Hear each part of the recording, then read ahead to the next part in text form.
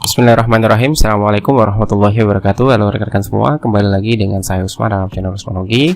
Terima kasih sudah mengklik video ini dan selalu setia mengikuti perkembangan informasi CSN di tahun 2022 di channel Usmanogi. Baik, di kesempatan yang baik ini kami kembali akan membahas ataupun kita berdiskusi bersama-sama ya rekan-rekan semua mengenai untuk tenaga kependidikan, karena banyak rekan-rekan yang meminta kenapa hanya guru yang dibahas sedangkan tenaga kependidikan tidak. Nah, di video kali ini khusus kita akan bahas terkait dengan tenaga kependidikan, bagaimana peluangnya untuk mengikuti seleksi P3K di tahun 2022. Oleh karena itu silakan simak video sampai selesai. Bagi rekan-rekan yang baru pertama kali menemukan channel ini, jangan lupa untuk tekan tombol subscribe-nya dan aktifkan lonceng notifikasinya agar kami mengupdate info-info terbaru rekan-rekan yang pertama kali mendapatkan notifikasinya. Baik teman-teman, langsung saja kita bahas di sini. Untuk tenaga kependidikan, sampai saat ini memang belum ada regulasi ataupun aturan resmi dari Panselnas apakah rekan-rekan itu bisa mengikuti seleksi P3K di tahun 2022.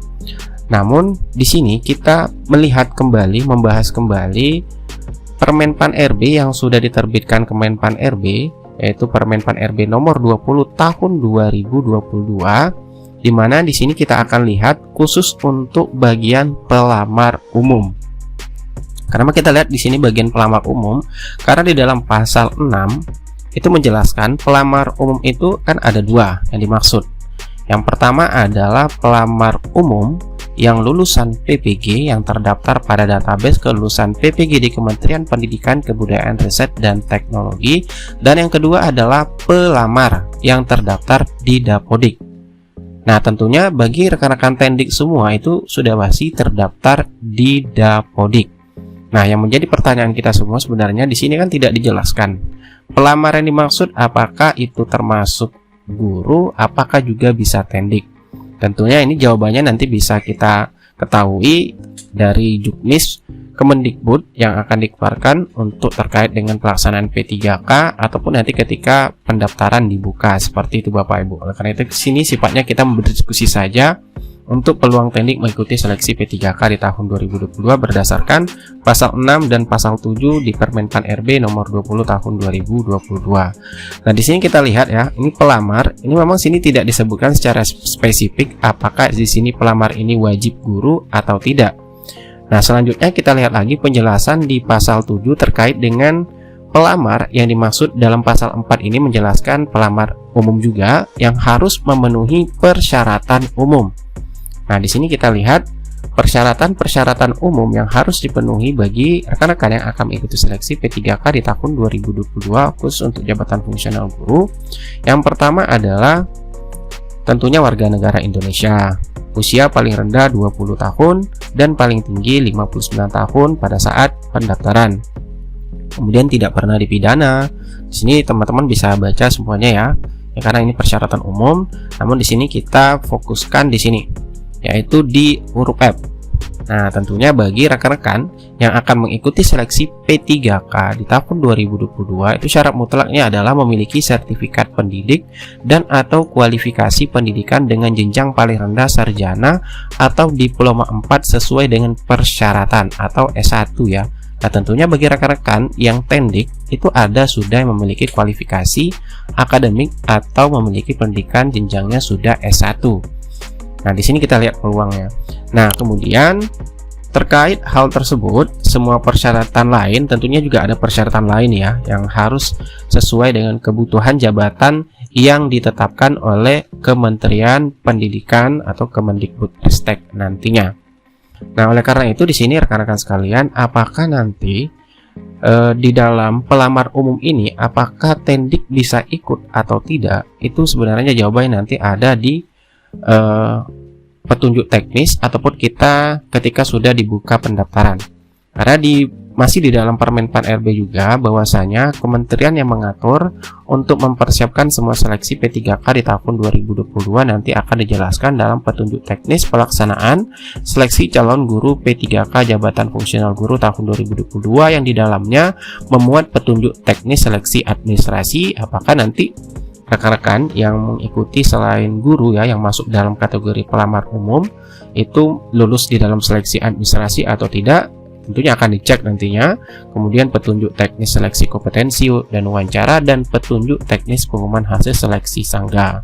Karena untuk panitia seleksi P3K jabatan fungsional guru, Kemendikbudristek dan juga Pemda nanti akan melakukan menghimpun ataupun melakukan verifikasi dan validasi dapodik rekan-rekan yang akan mengikuti seleksi P3K guru di tahun 2022.